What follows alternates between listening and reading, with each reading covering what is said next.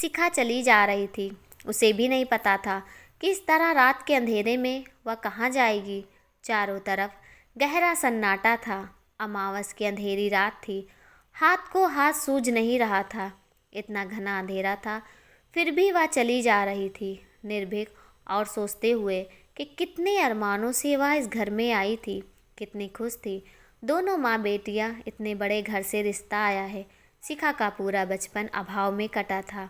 उसके पापा की मौत हुई तब वह लगभग 2 वर्ष की होगी। तब माँ ने बड़ी मुश्किलों से उसको पाल पोस कर बड़ा किया। शिखा की माँ प्राइवेट स्कूल में टीचर थी। माँ ने पढ़ाई के साथ साथ अच्छे संस्कार भी दिए थे शिखा को। सब गुण संपन्न थी वो।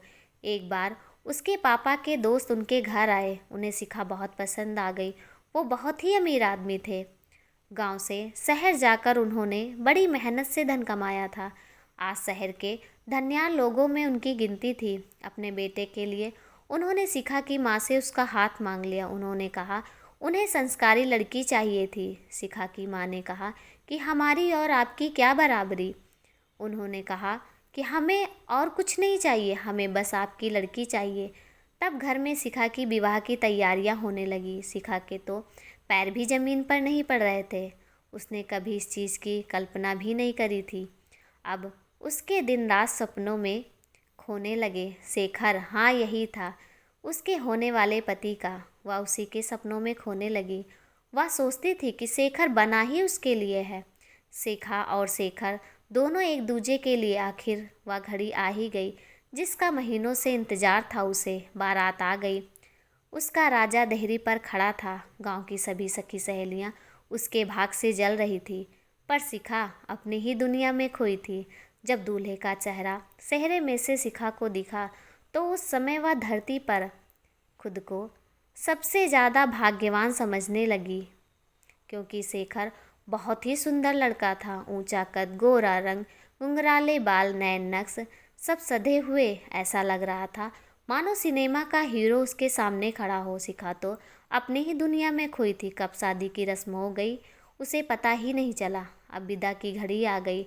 अब शिखा सपनों की दुनिया से धरातल पर आई। अरे, मुझे माँ को छोड़कर जाना पड़ेगा, वह तो अकेली ही रह जाएगी। वह अपनी माँ से गले लगकर खूब रोई। फिर गाड़ी में बैठकर अपने राजा के साथ अपने सपनों के महल में रवाना हो गई। गाड़ी में शेखर उसके पास बैठा था। उसका सानिध्य पाकर शिखा का रोम रोम पुलकित हो रहा था। उसने अपनी शादीशुदा सहेलियों से प्यार के किस्से सुने रखे थे। वह सोच सोच कर ही उसे गुदगुदी हो रही थी। वह अपने ख्यालों में थी और पता ही नहीं चला कब घर आ गया। एक बड़े से घर के सामने गाड़ी रुकी। सब लोग उसमें से उतरे। दरवाजे पर सासू माँ उसका स्वागत करने के लिए थाली लेकर खड़ी थी।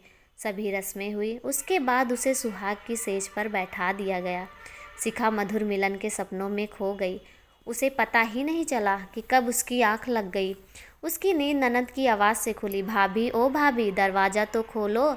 वह घड़ी हुई, दरवाज़ा खोला। वह बोली, नींद अच्छी आई भाभी, भैया कहाँ हैं?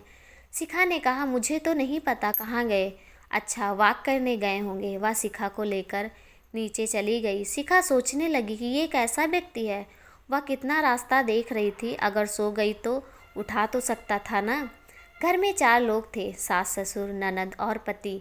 नीचे आई तो सास बहुत प्यार से मिली और शिखा को बिल्कुल माँ जैसी लगी। ससुर जी बहुत अच्छे थे, मगर शेखर नहीं दिख रहा था। शिखा का दिल आशंका से भर उठा। अभी तक नहीं आए, कहाँ गए होंगे?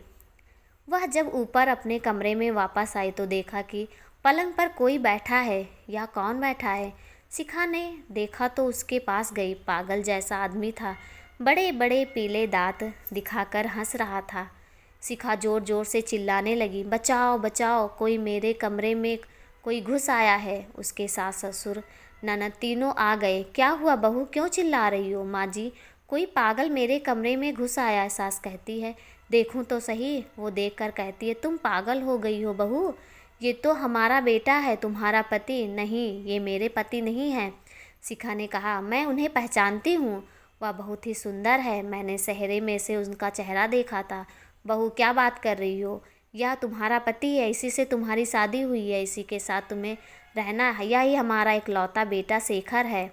इतना कहकर वे लोग चले जाते हैं। वह पागल लड़का उसके पास आता है और कहता, अपने पीले दांत निकालकर हंसते हुए कहता है, तुम मेरी दुल्हन हो ना, कितनी प्यारी हो। माँ ने कहा था तुम मेरी सब बात मानोगी, चलो मेरे पैर दबाओ।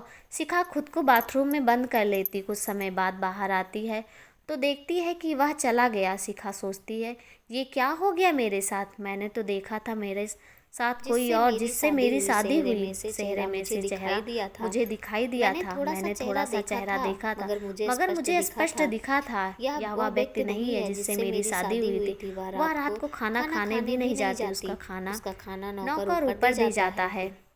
वह सोने लगती है। उसे अपने ऊपर किसी का स्पर्श महसूस होता है। आंखें खोल देती है।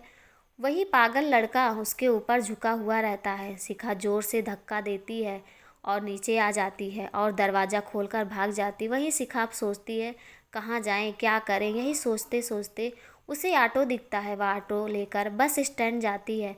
पैसे तो थे नहीं उसके पास, तो उसने अपनी अंगूठी उसे दे दी। ऑटो वाला समझदार था। उसने शिखा से आप बीती सुनकर उसने अंगूठी की पूरी कीमत दे दी और गांव वाली बस पर बैठा दिया और कहा, अपनी माँ के पास जाओ और उन्हें सब बातें बताओ।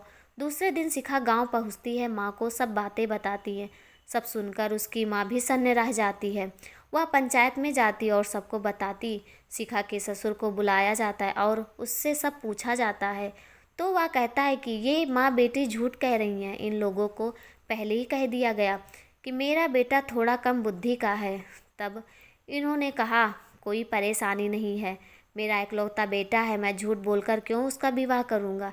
शादी के बाद आधी जायदाद पाने के चक्कर में झूठ बोल रही है। तो शिखा कहती है कि तो यह कि नहीं रही हूँ, इनके पागल बेटे से मेरी शादी हुई है, दूल्हा और कोई था। तो ससुर कहता है कि लो सुन लो बात, पूरे गांव के सामने शादी हुई, फिर भी कह रही है दूल्हा कोई और था। शिखा कहती है, नहीं, मैंने चेहरा देखा था, दूल्हा कोई और था, इनका बेटा नहीं था। सभी लोग हंसने लगते हैं। कोई उसकी बात पर विश्वास नहीं करता। बस उसकी माँ को उस पर भरोसा होता है। पंचायत कहती है, सबूत लेकर आओ। शिखा कोई सबूत नहीं दे पाती है। तो पंचायत कहती है, या तो इनके साथ जाकर रहो या तलाक ले लो। तो शिखा सोचती है, यहाँ पर रहकर जमाने के ताने सुनने से तो अच्छा है ससुराल चले जाऊँ, कम से कम वहाँ जाकर कुछ सबूत तो इकट्ठा कर लूँगी। और शिखा उनके साथ चली जाती है। ससुराल आके शिखा कमरे में ही बंद रहती है, कम से कम बाहर निकलती है। रात के समय पूरा ध्यान रखती है कोई अंदर ना आ पाए। एक दिन वह खाना खाने नीचे जा रही थी तो उसने देखा कि एक व्यक्ति ससुर के साथ बात कर रहा है। उसने ध्यान से देखा तो यह वही व्यक्ति था जिससे उसकी शादी हुई थी। वह दौड़कर उसके पास चली जाती है और कहती है, कहाँ चले गए थे मुझे छोड़कर, शादी करके लाए थे ना। वह कहता है, कौन हो आप, मैं आपको नहीं पहचानता। ससुर जी नौकरों को बुलाते हैं और उसको वापस कमरे में भेज देते हैं। रात को शिखा सो रही होती, उसे किसी के आने की आहट सी लगती है। वह डर जाती है। उसे लगता है वह पागल लड़का है। वह पास में रखा डंडा उठा लेती है और लाइट जला देती है। वह देखती है कि या तो वही लड़का है जिससे उसकी शादी हुई थी। वह चिल्लाने लगी। वह कहता है, तुम पहले मेरी बात सुन लो फिर चिल्लाना। मेरा नाम राहुल है, मैं बहुत गरीब लड़का था, घर में बीमार माँ थी, मुझे नौकरी और पैसों की बहुत ज़रूरत थी। तुम्हारे ससुर जी ने कहा, तुम अगर दूल्हा बन जाओगे तो मैं तुम्हें अच्छी नौकरी दे दूँगा, तुम्हारी माँ का पूरा इलाज करवा दूंगा। इसलिए मैं दूल्हा बनने के लिए तैयार हो गया। मैं उस बात से बहुत दुखी था। मैं तुम्हारी ज़िंदगी बर्बाद नहीं करना चाहता था, मगर मेरी माँ की ज़िंदगी का सवाल था। पर भगवान ने मुझे उस बात की सज़ा दे ही दी। मेरी माँ की भी मौत हो गई। उसी के बाद से मैंने अपने गुनाहों को सुधारने की कोशिश करने लगा। मैंने तुम्हारे ससुर की बातें रिकॉर्ड करके रख ली है। कल तुमसे मिलने ही आया था, मगर हालात ऐसे थे कि मिल नहीं पाया। शिखा रोने लगी। तुमने मेरे साथ ऐसा क्यों किया, मेरी ज़िंदगी क्यों बर्बाद कर दी। वह कहता है कि मैं अब तुम्हारी सब तकलीफ़ें दूर कर दूंगा। मैं यह रिकॉर्डिंग पंचायत को दिखाऊंगा। पर यह सब कैसे होगा, मैं तो घर से निकल ही नहीं सकती, मेरे ऊपर पहरे बैठा दिए गए हैं। तो वह कहता है कि मैं कल रात को फिर आऊँगा, हम भागकर गांव जाएंगे और पंचायत में रिकॉर्डिंग दिखा देंगे, फिर पंचायत फैसला करेगी। दूसरे दिन राहुल फिर आता है और दोनों भागकर गांव चले जाते हैं। वहां जाकर सब सबूत दिखाया जाता है। पंचायत को सब पता चल जाता है। वह ससुर को बुलाकर पूछता। फ़ोन पर रिकॉर्डिंग सुनकर ससुर भी मान जाता है कि उसने ही सब किया था अपने पागल बेटे की ज़िंदगी बनाने के लिए। तो शिखा कहती है, मगर आपने मेरी ज़िंदगी बर्बाद कर दी ना। पंचायत पुलिस को बुलाकर ससुर को जेल भेज देती है और कहती है कि शिखा की शादी राहुल के साथ हुई है, मगर धोखे से हुई है। अगर शिखा चाहे तो इसके साथ रह सकती है, नहीं तो तलाक ले सकती है। शिखा बहुत सोचती है और आखिर में राहुल को अपने पति के रूप में स्वीकार कर लेती है और दोनों अपनी गृहस्थी में खुशी खुशी रहने लगे।